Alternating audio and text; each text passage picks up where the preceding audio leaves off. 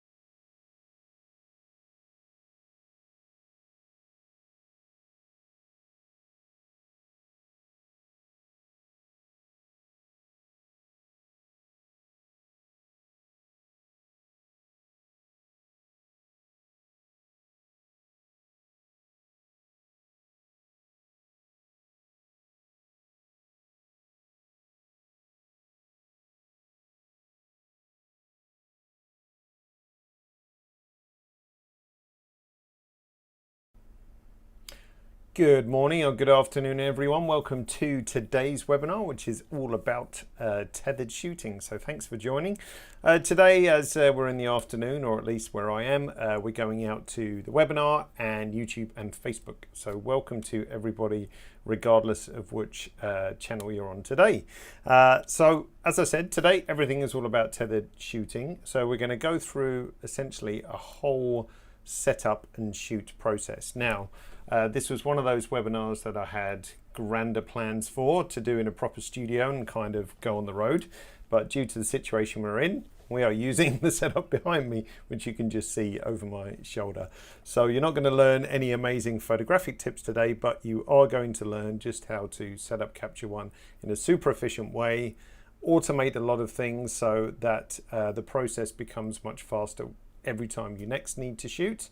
And just take some of the manual labor out of those processes and just be more efficient, and have a look at all the various different features that you can take care of when you're shooting tethered.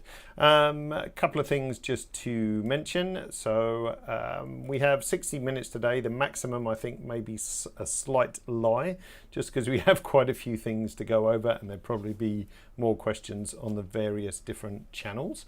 If you want to ask questions in the webinar room, then please use the Q&A tab, as that just separates them out from the main chat. And for those of you listening in on YouTube and Facebook, feel free to put your comments and questions on those channels too, as I can see them as well. So let us begin. Okay, so the first thing that we need to talk about is, what do I need to shoot tethered? Actually, let's not worry about Capture One for a second. To shoot tethered, you need one of these, which is a cable. And that's pretty much it, really. In terms of compatibility, models from Canon, Nikon, Sony, and Fuji, you can shoot tethered with. There are some subtle differences between those models, which I'll kind of pick up on as we go through. But all of those cameras need a USB cable to be able to shoot tethered. A couple of things to bear in mind really for a good reliable connection is length of the cable.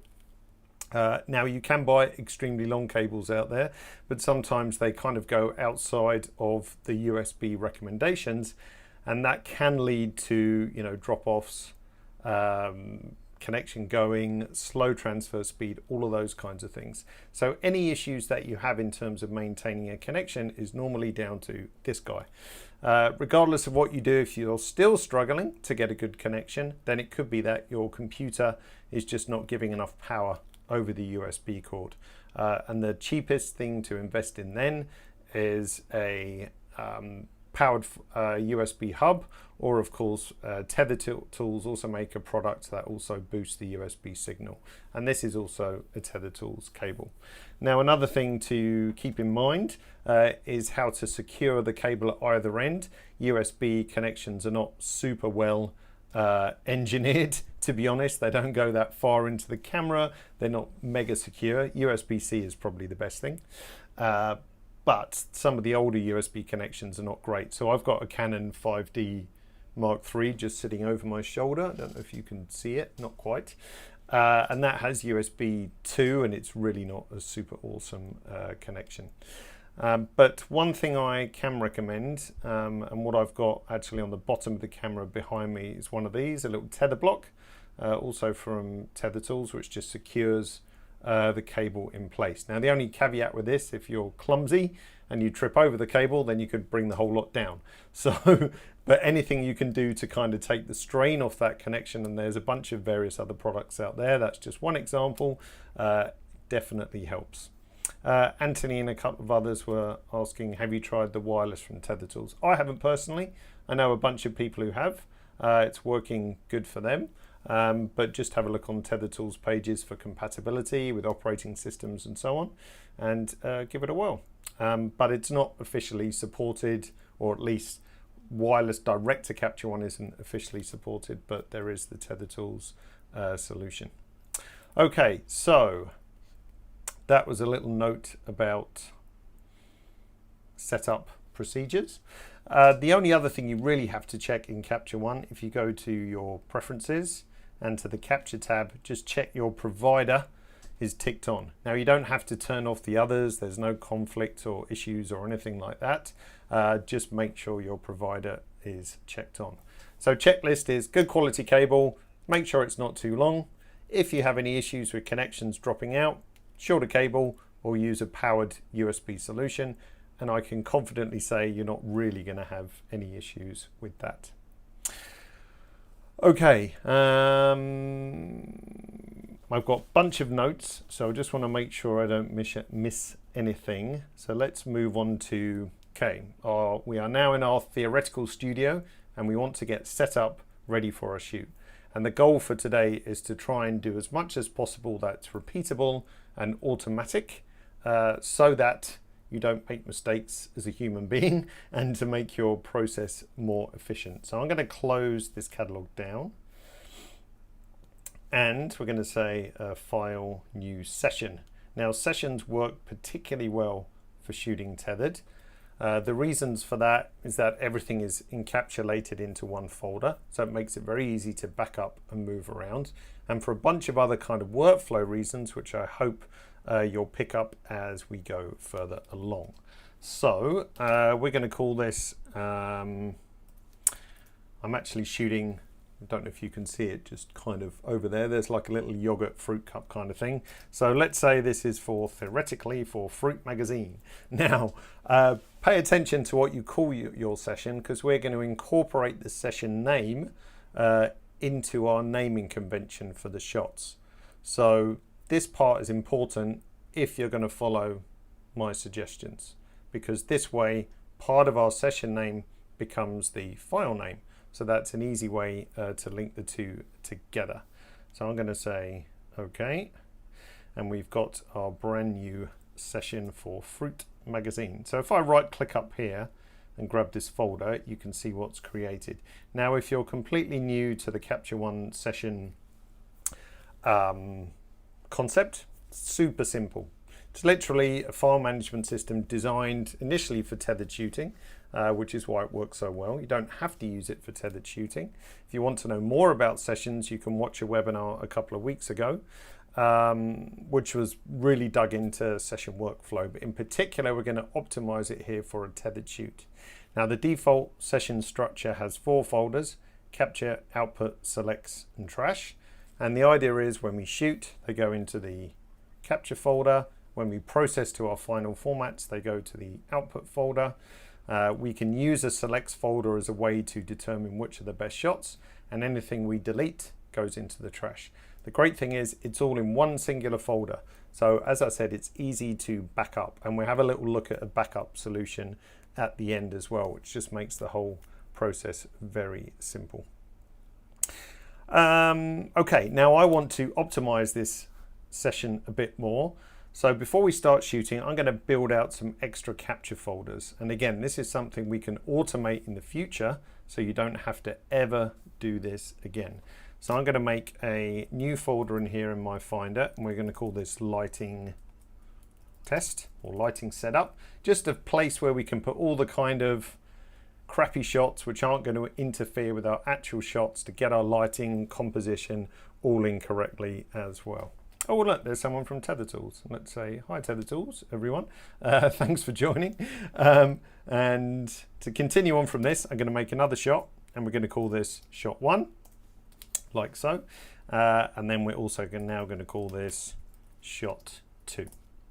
Now you could add more and more folders if you want, but today, obviously for our time constraints, I'm just going to do 2 slightly different shots. Now, right now, if we go to our first tool tab and we look at our Finder, we can see that the folder structure here is mimicked in the first tool tab of the library. So capture, selects, output, and trash. Simple as that. Now right now, Capture One is not aware that these folders exist, and I want to use them. So to make Capture One aware that these folders exist, I want to drag and drop them to session favorites. Very difficult to say. I haven't been drinking, I promise. So now Capture One is aware that these folders exist. So it means I can chop and change by shooting into these different folders. Now, next thing I want to do before we start shooting is do something clever with our naming convention.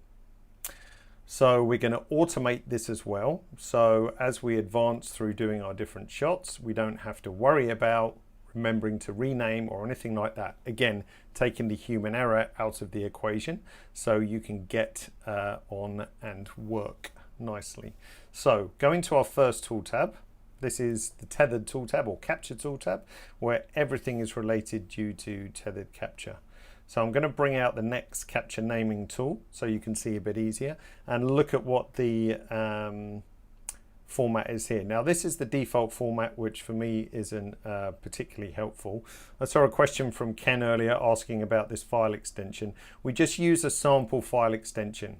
So it doesn't matter if it's IIQ or TIFF, that only relates to phase 1 cameras. When we actually start shooting, we're going to use the file extension that comes from the camera. So it's kind of null and void, if you like.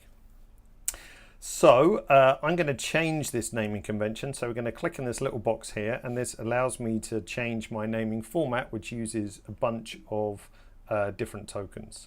So let's get rid of these. And what a token is, these little gray bars, they relate to some metadata aspect of the camera or some part of Capture One, which we can use to build out a naming convention.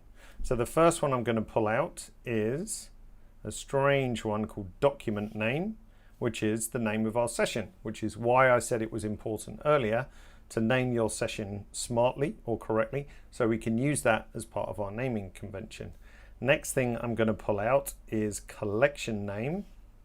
So collection name, that's the name of my lighting test, shot 1, shot 2, shot 3, shot 4, and so on and so forth. So that's going to become part of our shot name too. And to make them unique, we also need a counter. Now by default it's a 1-digit counter, which is not very useful, so I'm going to change it to a 4-digit counter, which should be more than enough. And underneath we can see a sample of that it's giving us. Now right now I don't have a collection selected, so that's missing. And Ken, it still shows IIQ, but again it's just an example. So I'm going to put in between a little underscore, and that's just going to space it out a bit nicer, and we're going to say OK. So that's my naming convention. Now if I go on to lighting test, you see it's now built out that naming convention. If I go to shot 1, shot 2, it automatically changes. So as we go through the demo, then this is something I don't even have to think about, because whatever collection I shoot in, the naming convention is going to reflect that. So at no point throughout the shoot I need to go back into this tool.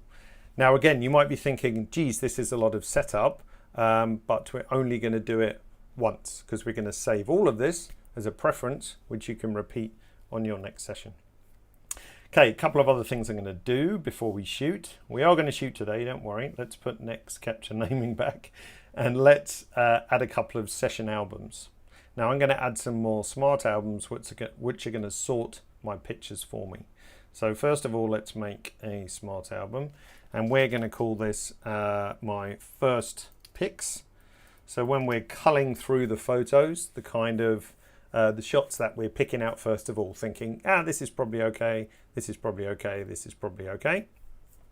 So I'm going to do that by giving them a green tag.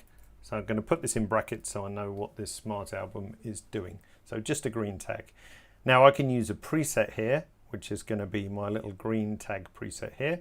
So for this smart album, the color tag is green. So this smart album's only going to show pictures that have a green tag on them. If there's no green tag, they don't show. And this is over the whole session. So this is regardless of what folder they are stored in. So let's say OK. And I'm going to make another smart album. And these are going to be my final picks. Is everything ever truly final, but you get the idea. So this is also going to be a green tag, and it has a 5-star rating. Now this is just a suggestion, you don't have to follow this, but it's just something I've kind of landed on. So now our search criteria needs to be a bit different. So the color tag is green, and if we stick a plus, the rating, the star rating, must equal 5 stars. And all of this criteria must match. So it can't just be a green tag or can't just be a 5-star. It must be a combination of the two. So let's say, okay, so now I've got these set up and ready to go as well. My first picks and my final picks. So that's a green tag and a green tag plus 5-star. We're nearly ready to shoot. Now, if I was to take a picture now, is my camera still connected? Yes. If I was to take a picture now, what would happen is that it would drop into the capture folder. So that's this one here. It will go straight into that folder. I don't want it to go into there. I want it to go into lighting test. So how do I tell Capture One? Excuse me. How do I tell Capture One to use lighting test as the capture folder? Very easy. We just right click and say set as capture folder. As soon as I do this, a little camera icon pops up like so. So I know that is the folder that I'm going to shoot into. If I go to my next capture naming, you can see if we bring this out, like I showed you earlier, the very first shot that we're going to take is called Fruit Magazine Lighting Test number 1. Perfect. Okay, so we've got our session set up. And again, if you're thinking, wow, that took a long time, all of this is going to be a template. So we won't have to do any of this the next time you set up. Okay, I'm just checking a few questions on the list. So we answered Ken. Why use document name versus job name? In some cases, some of the tokens do the same thing. Collection name versus destination folder name. So collection name also works with albums and smart albums. Final, what was it, Travis? Final destination folder name will only work with a folder. So that's kind of the delimitation. But in my example, both will work in exactly the same way.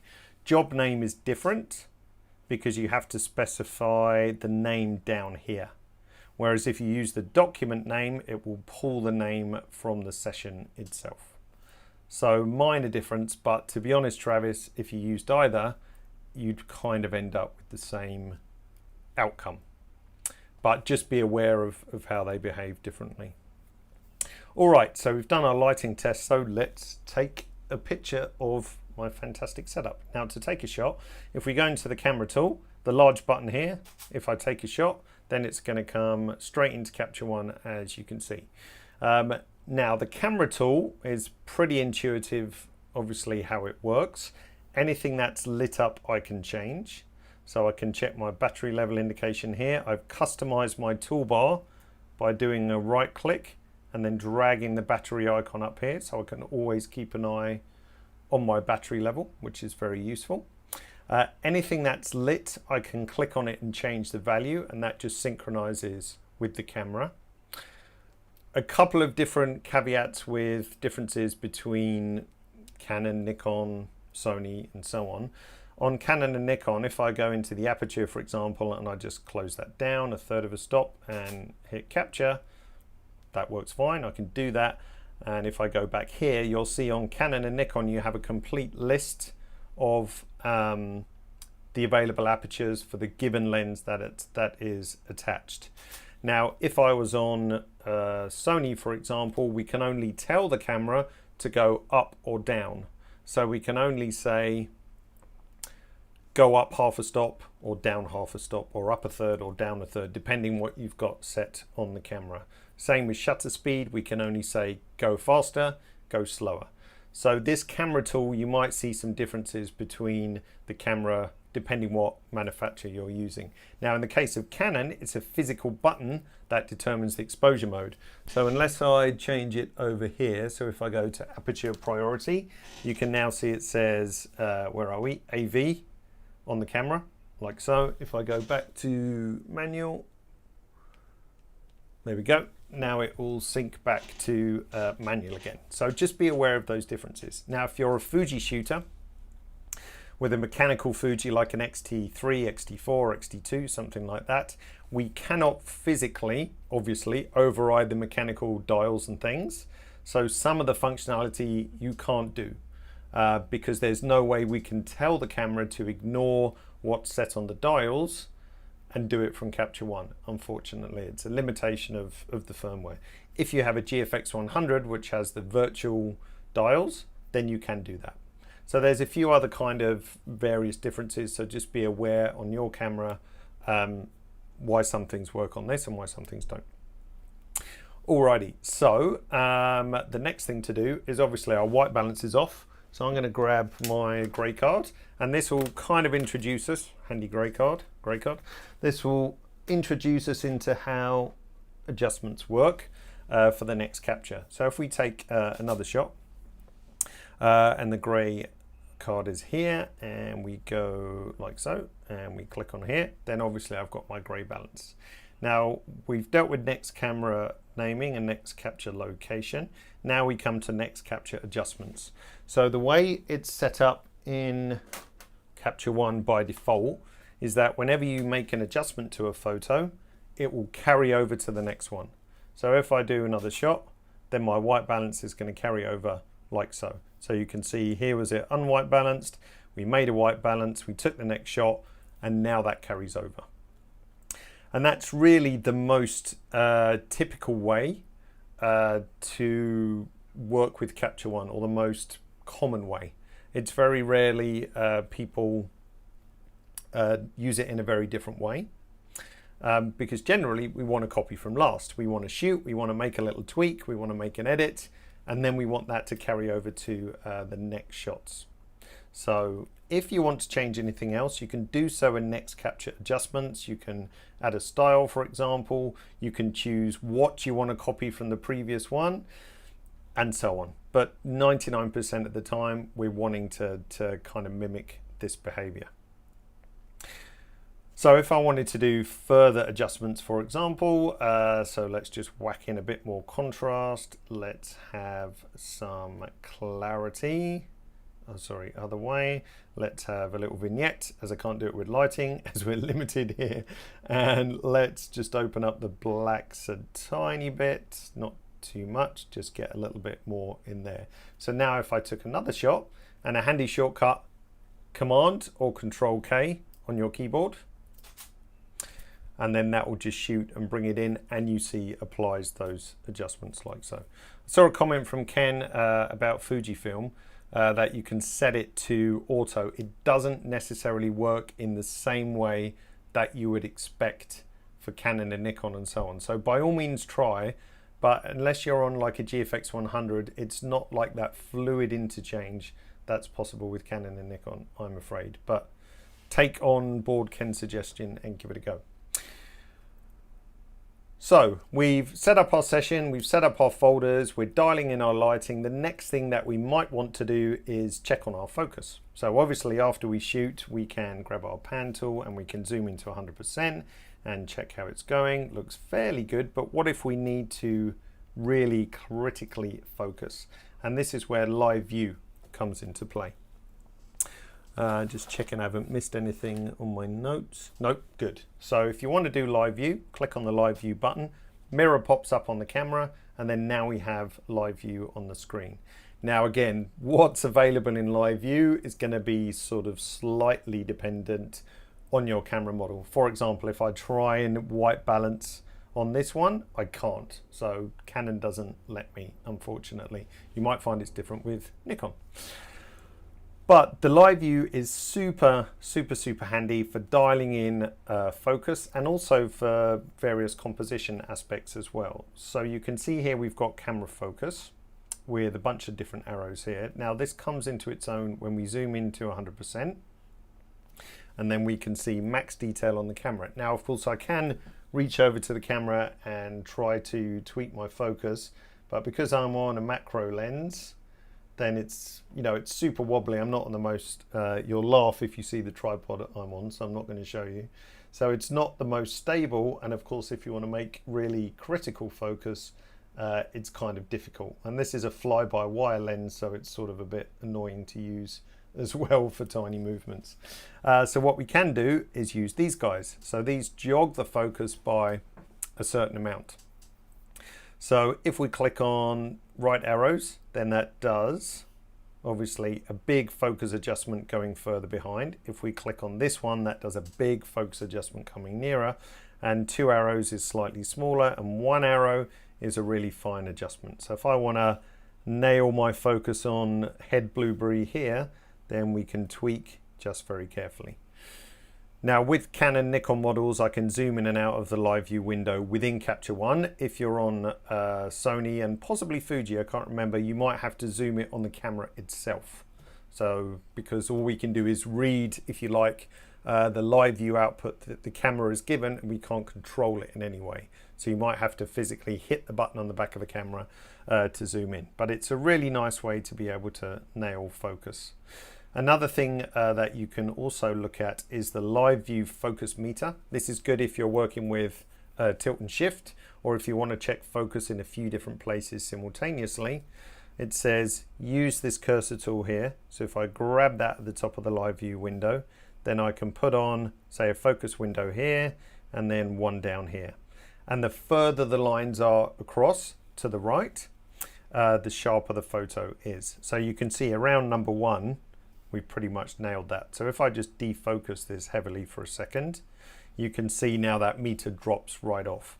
So if I just dial this in using the middle one, and then you see the little orange lines spread around the outside, that's giving me an indication of sharpness. So I can see number 1 is really sharp. Number 2, if we put it over here, that's also pretty good. If I put it over here, obviously it's falling off.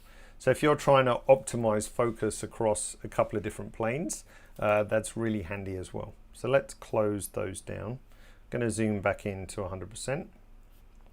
What was I going to show you? I can't remember. Let's just fix head blueberry again.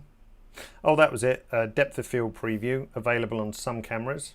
So if we click on the DOF button up here, so if I zoom out, depth of field on, depth of field off. So that would just rack the aperture to what my currently set aperture is, which is f3.5. So if I change this to f7 and we look at depth of field, then you see that it changes much more. Now, one thing you might need to do is turn off exposure preview. So you'll see here, imagine if I was shooting flash, then my shutter speed's going to be, 125th, f11, this is going to look black. So what you need to look at for in the camera settings, and you might find it here, exposure, let's have a look. I can't remember what it's called, or simulation, exposure simulation. There we go. So if we turn that off, disable, now it'll just be the correct luminosity. So if I went to f8, for example, notice how it doesn't change. Turn on my depth of field tool, and now I can see the effect of the depth of field. Again, depending on the camera, you might not find that works, but the exposure simulation, that can be really annoying working in the studio, especially using live view. If you're using flash with no modeling lights or whatever, then it can be extremely difficult to see what on earth is going on. So look for something called exposure simulation. Exposure preview has a few different names depending on the manufacturer that you're using. Alrighty, now another thing that you can use to help for your what's the word I'm looking for? Layout, sorry, is the overlay tool. So if I just bring up some, let's just find them, let's go to the right folder, overlays, here we go. So an overlay can be a JPEG, a PNG file, TIFF file, RAW file, doesn't matter. And what it simply means, let's just reset the tool here so you see how it works, is that you can superimpose an image on top of live view and on top of the capture screen itself.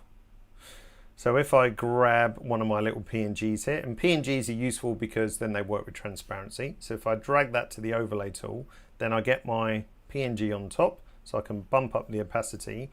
If I grab the pan tool here and move this around, then we can move my overlay around. I can make it obviously a bit bigger, and then we can decide exactly how the cover, whoops, too big, how the cover of Capture One magazine should look.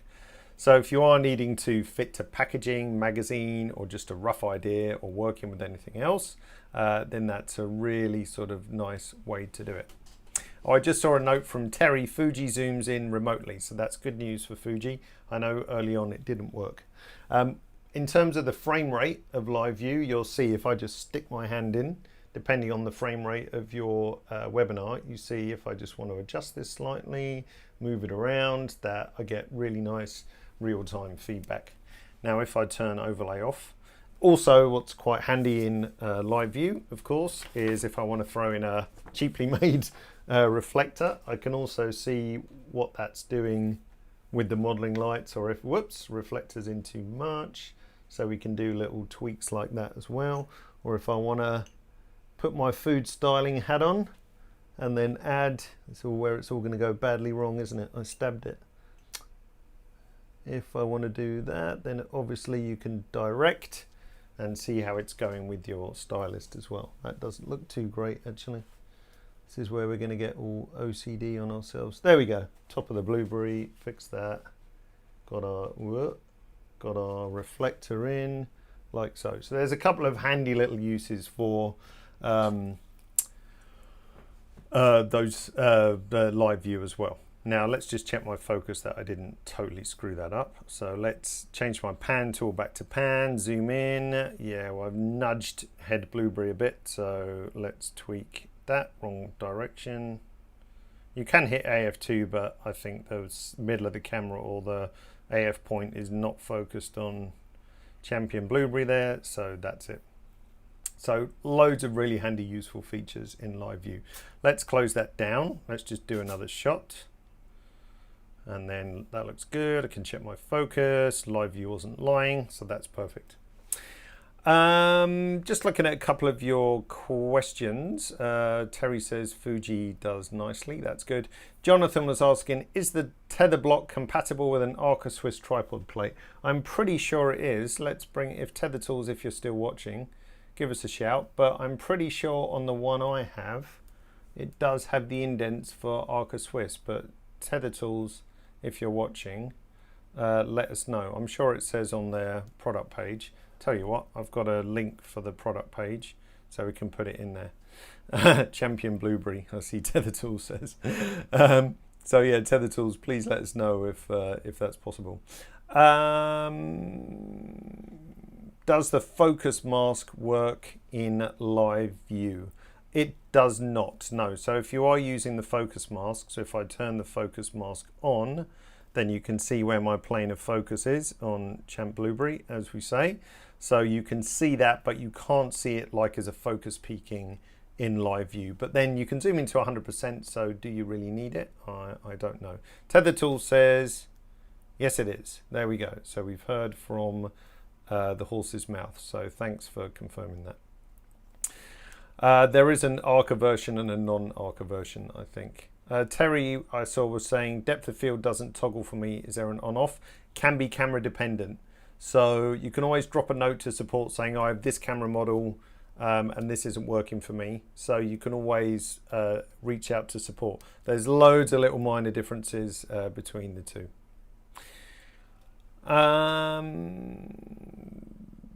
Augustine said, the overlay I used here, can it also be used for printing an image not obtained under tether mode? Another use for overlay, if we just bring this up, so the comparison I've given here is if we wanted to, shoot to a layout, for example, but if you're doing composite work, then it's also useful for that. So if you're shooting a product and a backplate, then it's very handy to use those two together as well. So just bear that in mind. Now, when we come to export, you can actually export the overlay as a layer on a PSD file. So that can be also useful as well. Remind me if I forget to show you that. Okay, so where are we at? We have dialed in our lighting and we're pretty happy in everything. So I think now, obviously, we can shoot for real. So I'm going to go to shot 1 and say set as capture folder. So now the little camera moves there. And if we take a shot, oh, before we do that, I said I wanted to show you next capture naming. This is kind of a personal preference. So right now we're now going into shot 1 and the counter is at 8 because we've taken 8 shots so far. Now if you want to reset that to 0, you can do so. So we can click on here and say reset capture counter and that will take it back down to 1. Now it depends how sort of OCD you are about always resetting the counter to 1, or if you don't figure the number is important as long as it's unique, that's the main thing. If you want to automate that, or shortcut it under File, Capture Counter, you've got various different options here. So reset counter, set increment, and so on. All of those you can put a shortcut on if you want to accelerate it a bit. So we're now in the right folder. So if we hit the capture button, you can do so up here as well. We're going to get our shot, and everything is now again the same as before, copy from last. So all those adjustments I did to the last shot are copied over. Now I might just bring the whites down, highlights down a tiny bit as well. So again, I've made a couple of edits. When we take our shot, click, click like so, then it pops in. Now speed wise, obviously we can shoot from Capture One. If you're shooting people and not a thing, there's no reason why you can't shoot from the camera as well. So if I hit the shutter button on the camera, then it pops into Capture One. And don't be afraid to shoot quickly. If I just bang a few off, then we can get, you know, a bunch of shots coming in nice and fast. Now you'll see when you take a shot, on the shutter button, you see it has that orange ring pop up momentarily around it. That's just showing you that there is photos being delivered over USB. Now Canon, again, another sort of difference, only tells us, hello Capture One, there is some photos coming, but it doesn't say if it's one photo or 10. For example, differently to Nikon, they can tell us, hey Capture One, there's 10 images being delivered to you over USB. So you'll see 10 little dots around the outside, and they're moved down as more photos get delivered. So again, a slight difference. All right, so we're happy with our shot one, I would think. Now at this point, we might want to go through and pick some of the best ones out. So let's think, we've got a little gap there. So if I turn on live view once more, oops, that's the wrong button. So live view, we can click that. Blueberry's just gone rolling across my desk. I wanted to fill in that gap. Did I do it? I've squashed it with my tweezers though, but for demo purposes that makes sense. And now we can close that and shoot another one, and away we go. Look at that, food stylist would have killed me for killing that poor little blueberry. Right, so if I take a couple more out of the set of pictures here, I'm going to go through and think, well, which ones are the best? So we can see this guy popping up. So what did we do right at the start? We set up our different smart albums like so.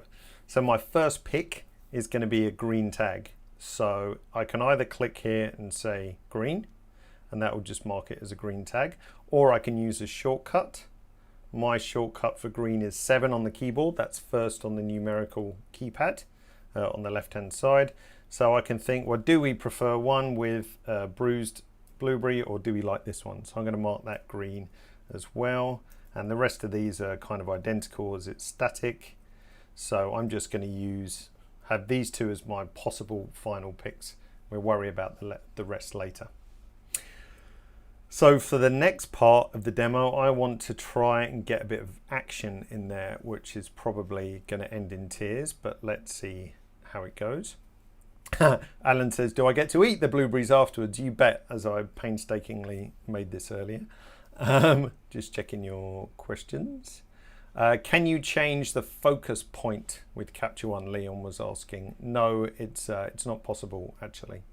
So you can change it in the camera, but to be honest, using live view and the live view controls, I don't personally find a need for it. But if I change the focus point on the camera and hit that AF button, so let's say I'd put the focus point up here and hit AF, then it would of course AF to that point as well. So it does recognize it in that respect. Just checking over on Facebook and YouTube. Yes, Bill, it is being recorded, don't worry. So you can always catch that. Okay, I think we are covered. Oh, okay, that was a good question from Ray actually. After fine focusing with Capture One, if it's autofocus, the camera does refocus. So that's a really good point, Ray. So what I did with the Canon is that on the shutter release, I disabled half button process, half button autofocus. So now when I hit the button, it does not AF. I've still got it set on the back button, but I've disabled it off the half press. Trying to remember if Nikon behaves slightly differently if you're tethered, but to be on the safe side, I always disable it, because if I do want to quickly just reach over and hit the button and take a shot, because sometimes if you're fiddling on set and you change something, you just want to fire a quick shot, it's easier to do it on the camera than it is running over back to capture one. But that was a good question. Well done. I just saw Beantown's comment further up. I missed it. It says it's time for another haircut. It definitely is. And I've got one on Sunday. So there we go. All right. So the next thing I want to do, we're going to shift capture location again. So we're going to go to shot 2, right click and say set as capture folder. You can make this a shortcut if you want. So you'll see there set as capture folder on the file menu. And then also what I want to do, as we did before, is reset the capture counter. So the crazy thing that I'm going to try and do now to get a bit of action in there is to show you a feature that you can do with live view. So if we turn live view back on, we can capture whilst live view is running on Canon and Nikon, and I think on Sony, got a feeling Fuji it's not possible. So I'm going to try and get some drizzly honey in there. I need longer arms at the same time, so I should be on the right. You can just see, there it is. So I'm ready with Command K on the keyboard, and I'm going to attempt to do this, look at the screen, and then do a few different captures. Bit more honey. Oh, I'm messing up my glass. And see how we did with that. So the good thing is, if obviously you've got more hands or an assistant, or your monitor is positioned better, then you can have live view running and shoot at the same time, and they're just loading into Capture One in the background. So if I close live view down, then we can see, did I do a good job or not? So there's 1, 2, 3, 4, and again with our culling process, we can use the same situation or the same shortcuts again. So actually the last one isn't too bad. So I'm going to mark that green with 7 on my keyboard. And let's pick one that's slightly less messy.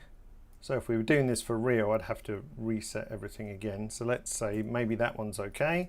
I'm just using my cursor keys to move through the photos. And let's take that one. So 7 on my keyboard once more. So that's, if you like, now my first picks. And as I should have pointed out, you can now see this is called Fruit Magazine Shot 2, and our clock was reset, our counter was reset rather, and we shot into that folder. So now if I go to first pick screen tag, this is going to show me all the greens across the whole session. So regardless of what folder they're in, this is going to show me all the greens from across the whole session. So out of the 2 amazing shots that I just did, so I've got the choice of this one or this one. I think this one is a bit better as it just fills in that hole. So I'm going to hit 5 on my keyboard to mark it as 5 stars. Now I'm going to go through the honey pour ones and think, out of all of these, which ones do we like best?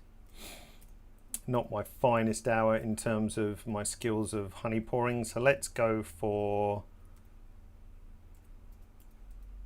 that one. So 5 stars on that. Now if I go to the next smart album down here, you can see I've got my 2 final shots. Now again, if I was torn between which one of these was the best, then I could go into this one. Let's say if we make that 5 stars, and also that one 5 stars. When I go back to this collection, I've then got, if you like, the best out of those 3. And if I think really that one looks terrible, let's get rid of that. So I can 0 this. So if I hit 0 on my keyboard, it's now gone from that collection. And out of these 2 once more, that one's not super interesting. So if I hit 0 on this one, now we're down to our final 2. So I feel this is much faster than having to drag and drop photos into the selects folder, which we could do if you wanted, or we could drag these 2 here now if you wanted, but I just think it's nice to keep it super fluid.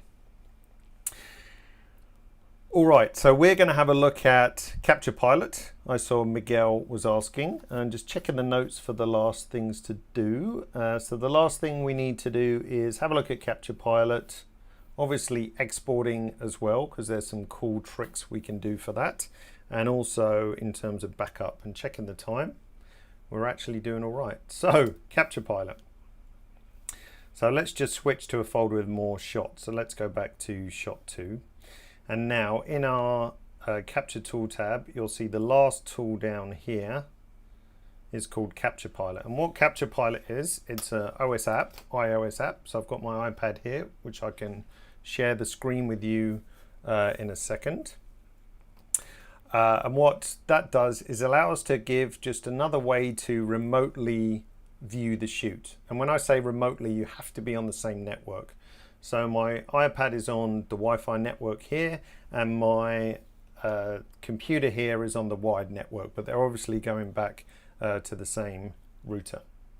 So what I need to do in Capture Pilot is say Start Server down here at the bottom and decide which folder I want to look at. Now we can look at the current capture folder. So that means this dude here, the one with the camera icon. So the current capture folder, or you can decide on any of the other folders. So if you only want the person viewing Capture Pilot to see all the final pics, then you can control that from here. But we're just going to go with the current capture folder. Now, if we start up Capture Pilot, there we go. Oh, sorry, I should really show it to you. So you should be able to see Capture Pilot on my screen now. Now, if you look at the top, we've got Fruit Magazine as a local server. So if I tap that, then it will start loading up those shots from shot 2, as you can see. Now, if I click on any of those, so what's that? That's number 9. Hang on, let's go to number 7, because that's the one on screen. So you can see that on the iPad, and just so you know I'm not cheating, if we just bring me back. So there's the iPad with that shot. Let's bring the iPad screen back. So you can see now, look at its star rating and color tag at the bottom. So if I click on this one, then we could change the star rating if I wanted to, or the color tag. If we go over to what shot's this is number 6. So let's pick up number 6. I don't want to mess with my star rating. So I could change my color tag here, change the star rating, and notice that it synchronizes back immediately to the one that's in Capture One itself. Now, Anthony, I saw your question is Capture Pilot only for Apple products. There's an iOS app for Capture Pilot, but there is also the same app you can get on the web. So if you look in the Capture Pilot menu, you'll see here web, it's got an IP address, and that will just open a web page where you can browse, rate, and pretty much do everything that I can do on the iPad except for camera control, which you're going to see in a minute. So any web-enabled device will work pretty much like this. So it could be an Android phone, it could be another computer, it could be a tablet, it doesn't matter at all. But on the web, works for any web-enabled device. So if I click this little IP address, then you can see it's opened up Safari, and where I can go to this shot, and then I can do the star rating and color tag like I did before. So Capture Pilot works on the web too. And Miguel, the only stipulation is that the iPad or the web-enabled device has to be on the same network as your host computer. It's only connected with a cable, so it goes into the broadcast system. Otherwise, doesn't make any difference. It does not have to be connected to the computer.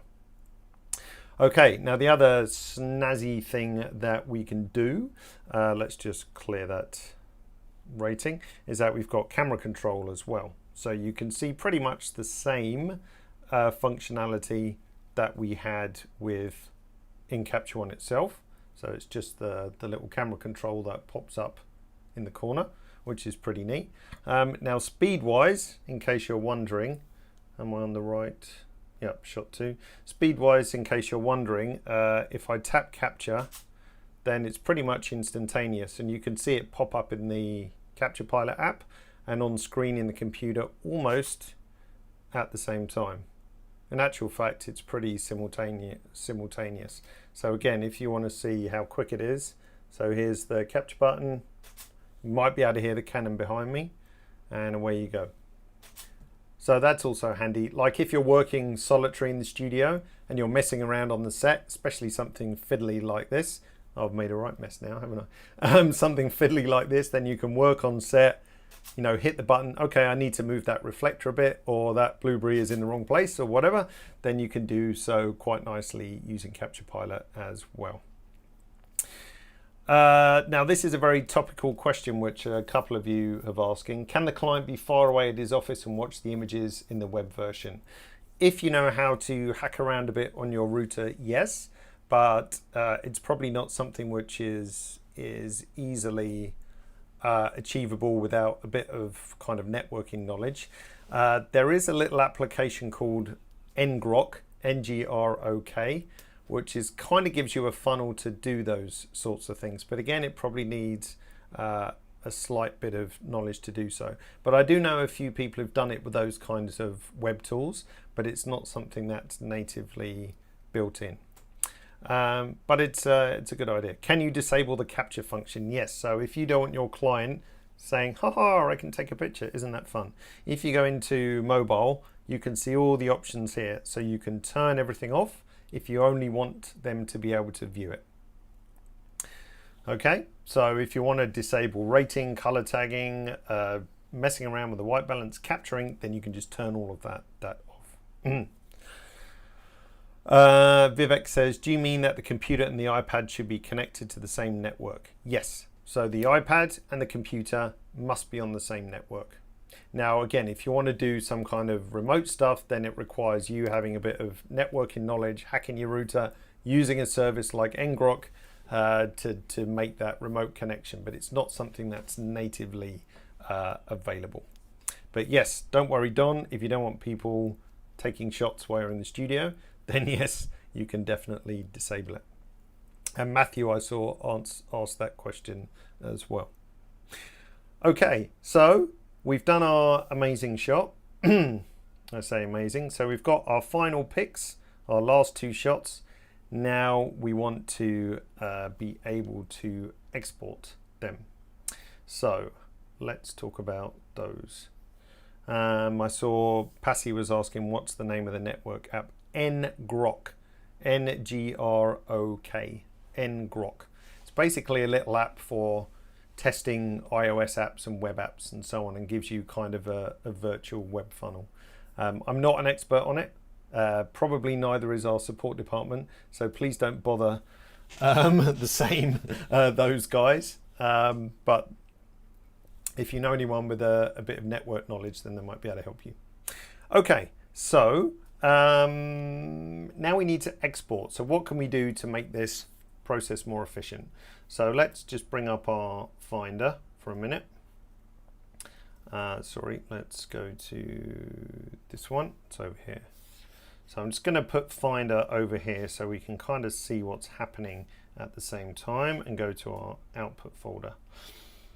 So when we come to export, what we want to do is make this as efficient as possible as well. So the idea of process recipes is that we can automate this too, to some extent, or to a huge extent actually.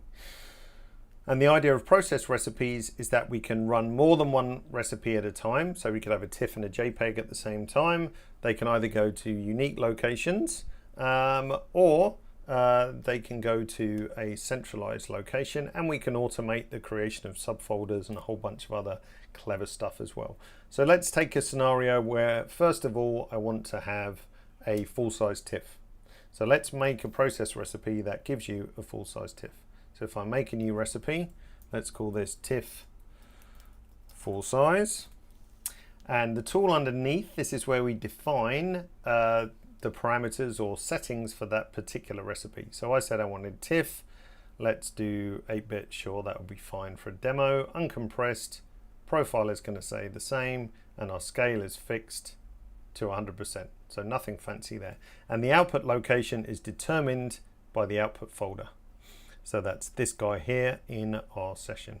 So very simply, if I was to select these two pictures, hit the process button, then pretty quickly they drop into the output folder like so. So there they are. Fruit Magazine, number 11 and number 7. Simple. Let's delete those and let's add something else into mix. Let's say I want to have a JPEG at the same time. Now, one of our pre-built recipes will give you a JPEG that resizes the long edge to 2048. So let's activate that one. So now I've got 2 process recipes running at the same time. So let's hit process once more, go back to the Finder, and oh, I've skipped ahead because I did something sneaky with those. So my mistake. I'm just going to delete something. Forget you saw that because that's getting to the next stage. So now we've just got our JPEG and TIFF at the same time, as I said. Let's clear out the output folder. Hit process.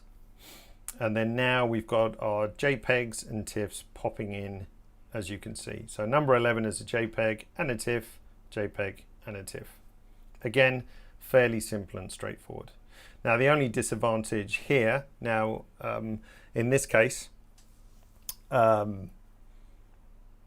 we've only got 2 shots. So it's not a big deal to have them all in one folder. But let's say this was a fashion campaign. I'd done 10 looks and there was 30 shots in each look. Now we've got 300 shots all piling up in that folder. That's not super efficient.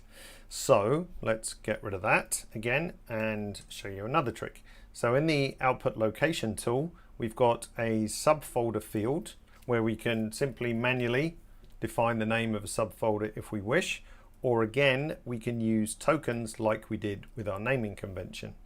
So if we click on this button, I'm going to find the token that is called recipe name. So this simply means grab the name of the recipe, create a folder based on that, and then put the photos in there. So now we've just used one token, very simple. And once again, that folder's empty. So let's clear that out.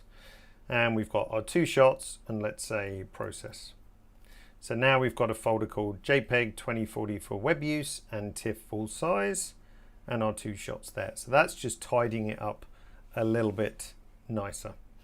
Okay, let's do something else, which was the advanced thing that we snuck onto. Now again, let's pick a scenario where we'd done 10 different looks again and we had loads of different shots. The client might want to know, okay, we've got 300 shots here as JPEGs and TIFFs, but what was that shot? Was that shot 1? Was that shot 10? Well, which look was it? Or whatever, depending on your naming convention. So in the File tab of each process recipe, I can also set up a subfolder here. Now, again, your brains might be hurting a bit at this point because you might be thinking, well, there's also a subfolder tag here. What's the difference? Well, I'll explain the path Capture One takes to build the final exports, if you like. So in the subfolder one here, I'm going to click on this button and I'm going to choose one called Session Subpath, which is a really weird name. But what this simply means is look at the location of the photo I am about to export and build out that same folder structure in the output folder. So in this case, it simply means make a folder called shot 1 or shot 2. Super simple. So we're going to put session subpath and say OK, and we're going to do the same for our TIFF recipe. And we're going to say session subpath and drop that in there. So now what Capture One's going to do, when I run a recipe, it's going to go, okay, Capture One or David, he wants me to use the details in the output location folder. So I'm going to go to the output location folder. I'm going to make the recipe name, and then I'm going to go back and see if I need to build out anything else. Do that, and then process the photo. So if we go to our output folder once more, and we click process, now we've got our JPEG and our TIFF. So under JPEG, we've got shot 1, shot 2, and under TIFF, shot 1 and shot 2. Now that simple addition of adding that token automatically made me quite a few folders. So if I had to do this manually, sitting there doing an export process, then I would have had to make 1, 2, 3, 4, 5, 6 folders. Now again, if we multiply this to say 10 different shots or 10 headshots, 10 fashion looks, 10 products, then it quickly becomes much more labor intensive rather than letting Capture One do it automatically. So that is pretty cool. Now we can also apply the same logic to output naming. Now the way we've done our naming today is just to use the image name. And as we already pretty much intelligently named our shots as they should be, or in a smart way, I know if I go to this one, I know this is shot 1 and I know the number of it. And I know it's a TIFF and it's in a folder called full size TIFF. So that's kind of a good enough naming convention. But if I want to in the format, there's nothing to stop me adding recipe name. If I just start typing recipe, I could add the recipe name to the image name itself. It's getting a bit long then, but it's entirely possible. There's a whole bunch of tokens that we haven't got into. So you could divide up photos by their star rating, their color tag, all kinds of different things. There's a good tutorial on our Learning Hub, Smart Exporting with Process Recipes, shows you a few other options. The last webinar we did on sessions, we finish off by showing you a few different options as well. So it's pretty awesome.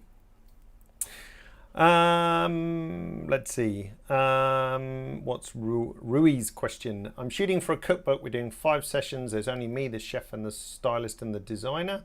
And they see the images via Capture Pilot because I use ngrok to share the Capture Pilot webpage to them. Good stuff. So that's exactly what it's hopeful for. There is a free version and a paid version. Rui is using the free. I think the paid version is maybe a bit easier to use, perhaps, but that's the idea. It's, I think, slightly tricky to set up, perhaps, but Rui says it's easy. So there we go. Yeah, dig into it and see what you can do. All right. Terry was asking in the webinar, is there a Capture One library of the most common recipes I can choose from? So we load up a few here, but it's really simple, Terry, to make your own. It's just plus, decide on the settings for the recipe, and then you've got various other things you can pull in as well. As I mentioned when we were looking at overlays, you can also export with the overlay as a layer, but if you have a PSD file, then it will do it as a separate layer. So that's pretty awesome. So if you want to, you're sending the shot out to retouch and you've got the overlay, then at least they're aware of, titling, packaging, those kinds of things. So just have a little dig through all those different things. What about templates? Jim was asking. I'm just checking my notes. So we did export, we did Capture Pilot. So the last thing, which kind of sews everything all up nicely, is how not to have to repeat this process once again when you go back to do another shoot. And the wonderful thing is that we can save this as a template. So if we say File, Save as Template, and this is the session template, then I'm going to call this my 2-shot setup, because this is just 2 shots.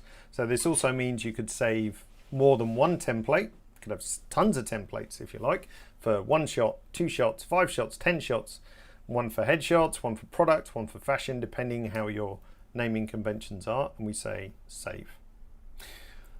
So let's close this session down. Okay, we're back in our studio the next day, and we're going to do a new shoot. So we say File, New Session.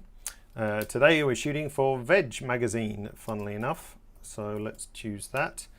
And right underneath, I want to pick my template, which is 2-shot setup here. It's still going in the pictures folder, so let's say OK.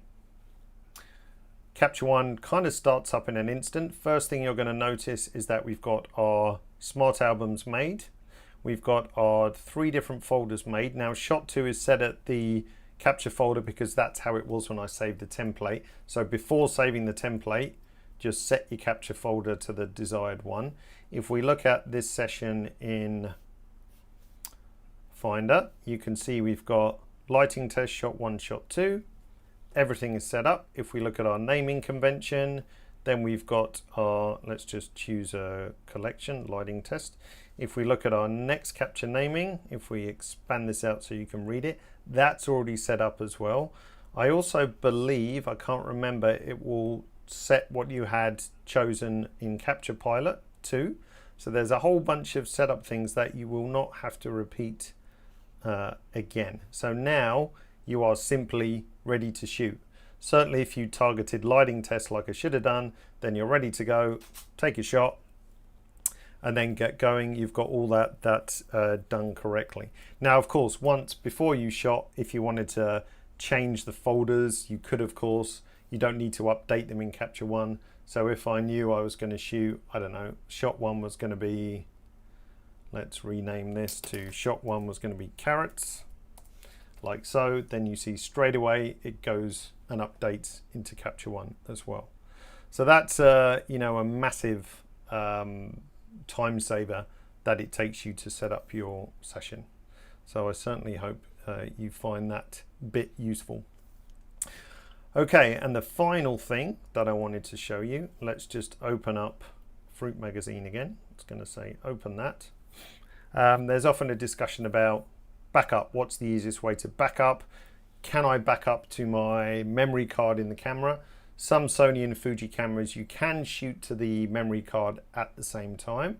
I don't think that's a particularly great way to back up, because you won't have the naming convention, you won't have the organization, you won't have the star ratings and color tags, and you won't have any adjustments in Capture One. So let's say we're shooting happily here, kaboom, my computer blows up.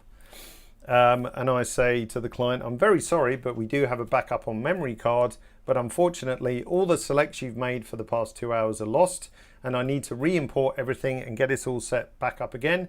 So I need, you know, an hour to do that, and then you have to go through and pick everything again. That's kind of a crappy client experience. So to give you an example of how easy the session is to back up, if we open an application called ChronoSync, and there's a few alternatives out there for Mac and PC. So I'm going to just use their simple setup assistant. So I want to make a folder backup, and I just need to select a source. So I'm going to grab the top level of the Fruit Magazine session. So I'm going to just grab that and stick that in there. Next step, it's saying, okay, we need a backup destination. So I'm going to go to my little external hard drive, make a new folder called Fruit Mag Backup. Whoops, needs my password. Okay, let's put my password in. Fruit Mag Backup. And we're going to dump that in this window. Next step, and we're going to want to back everything up. You can synchronize deletes if you want, if you're super careful, but I won't bother just for this time. And we can give it a task name and create task. So there we go. So now all I have to do, if ever when I back up this session, press this button.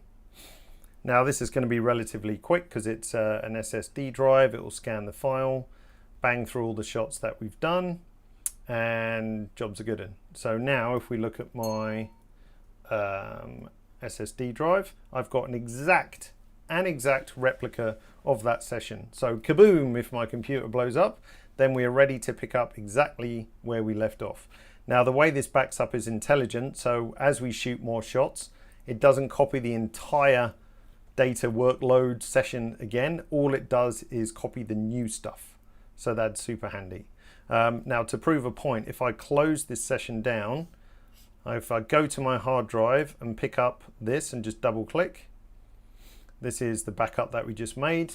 Everything is absolutely identical as it was before. Now, as I said, you can shoot to a memory card on Sony and Fuji. I still maintain that's a really low grade, low quality backup solution. Using an application like ChronoSync will get you up and running in snap of your fingers. No stress to you, no stress to the client. Job done, easy peasy. So that was it. So I think we covered pretty much everything that you might want to do on a tethered shoot. There's kind of an older legacy menu up here called Camera, with a couple of options in here you might be interested in. The first one here, composition mode, extreme caution, which is why it puts these symbols over the top. What that does means that whenever you take a shot, it overwrites the previous one. So it's kind of designed like my lighting test folder, but if you shoot 50 shots, you'll only end up with one. So it overwrites everything previously. Now that was fine when maybe hard drives were smaller and more expensive. Now I think I'd rather have the security of not overriding. So if you accidentally leave composition mode on, then you're going to be really unhappy, and so is your client. Auto select new capture. That just simply means how quickly should Capture One show it on screen. Again, that was for slower computers, but now as Capture One's got faster, computers are better, it's kind of an old reason to use it. Pause can be quite handy. You can say never, which means if you're shooting and you don't want the client to be peering at the computer, watching images come in, you can say don't show new captures. The viewer will just be static on the last chosen photo. Or you can auto pause as an option as well. Orientation I forgot to cover in live view, I don't think I mentioned it. So just to be sure if I didn't. So under live view controls, orientation, so landscape and portrait, you can also control it here.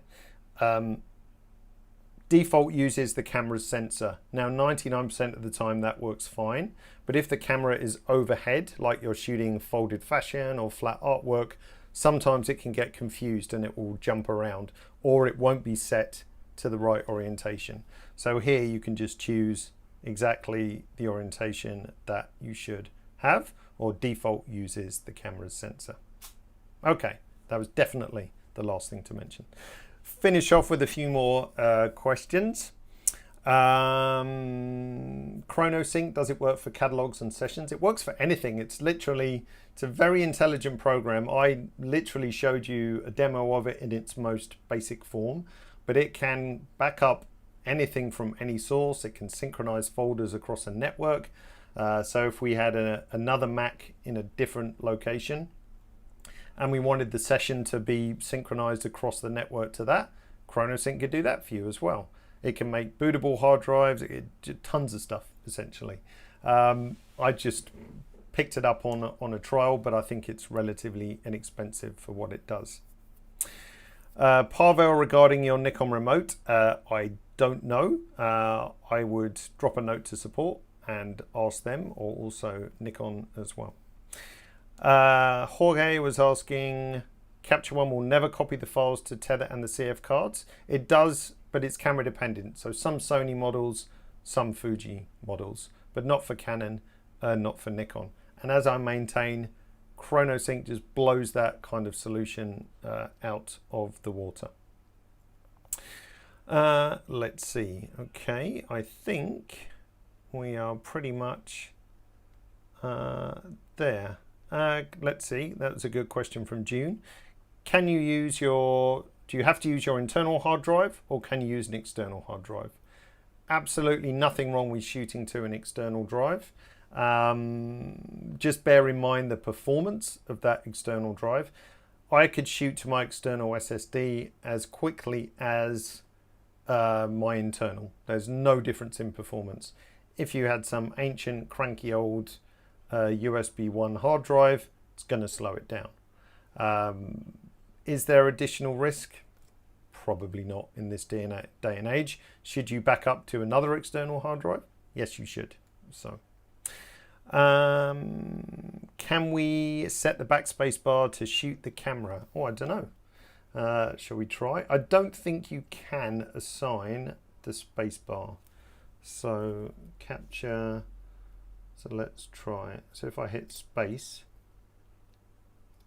no, you can't assign the space bar, I'm afraid. But that would be a good little job for a device like I've got something called a Stream Deck, which I use for changing the views on the cameras, but it's basically a USB device where you can assign buttons to do certain macros. So something like that you could use. You've got Capture Pilot as well, or you could just do a single key press if you don't want to do the combination key press. So by default, camera, if I just wanted to use one key, if I have a spare one, then I could do so. I'm just so used to doing Command K. But good question though, Rui. Why not Time Machine? Well, you could use Time Machine, but that will trigger every hour. Whereas if you want kind of to be in the driving seat of how to do it, then ChronoSync is really much easier. And also you're specifying a destination, which doesn't necessarily have to be your Time Machine disk. But remember, Time Machine will only kick in once an hour.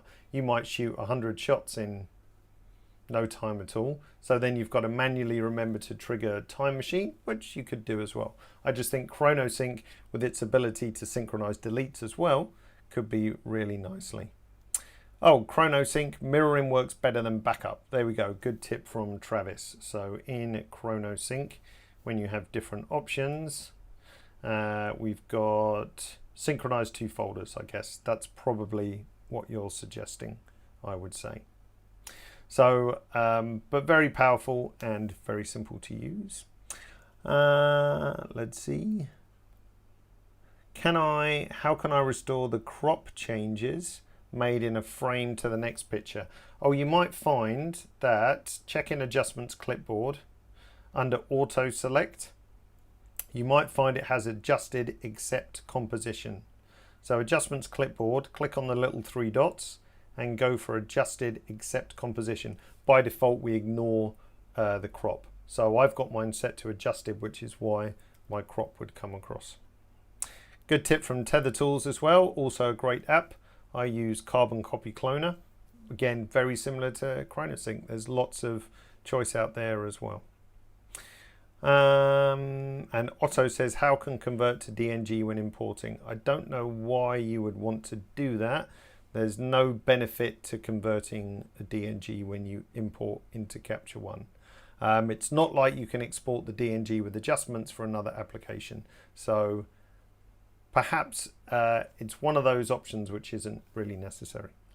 Okay, capture pilot question from Matthew in the webinar. Are images saved on the iPad? No, they're not. So if it's like a client's iPad or something like that, it is not saved. So it's perfectly safe as well. Oh, what does this mean? The hot folder enabled. Let's say you can't shoot tethered to Capture One, it's not supported. So I saw a couple of people asking about Panasonic. So if Panasonic makes an app that allows you to tether, what you can do is say to that app, load the pictures into the capture folder. And then if you have hot folder enabled, then Capture One will behave as if it's native support. So if I make an adjustment, when I do another capture and that arrives in Capture One will pick up the previous capture adjustments. So that's the point of the hot folder enabled. Okay, great. I think that's it. And I totally lied, or I was honest that I say it wouldn't be 60 minutes, but there was a lot to cover and you asked some really good questions. So thanks for being a good, attentive crowd today and sticking the distance with me on this quite long webinar. Oh, last question from Tim. I couldn't find the exposure simulation for the auto adjustment of live view. Where can I find it? Depends on the camera. Often buried deep in a hideous menu system somewhere. But just Google your camera model and you'll probably come up with it. Fuji, it's called something else. Canon, it's called something else. It's tricky that it's all called something else.